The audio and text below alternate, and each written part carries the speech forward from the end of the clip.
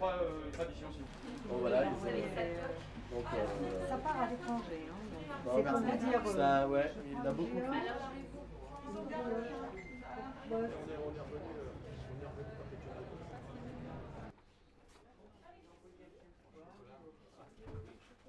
C'est un peu grâce à nos clients en fin de compte que je l'ai fait, parce que ça a touché quand même pas mal dans la population française. Ça se passe à nos portes, hein, c'est à 1h15 d'ici. Donc, et puis moi je fais toujours des pièces en chocolat, des sculptures depuis une vingtaine d'années, c'est sur les animaux, surtout sur les espèces menacées.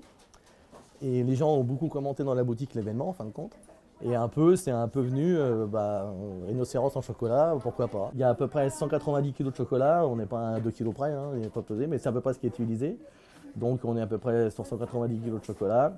Et alors le temps, c'est toujours aléatoire parce qu'on ne compte jamais. Hein. C'est 3 heures par-ci, 8 heures par-là, c'est 12 heures une journée, 15 heures l'autre, les jours de repos bien sûr. Quand la boutique est fermée, je suis au labo et je travaille dessus toute la journée. Hein.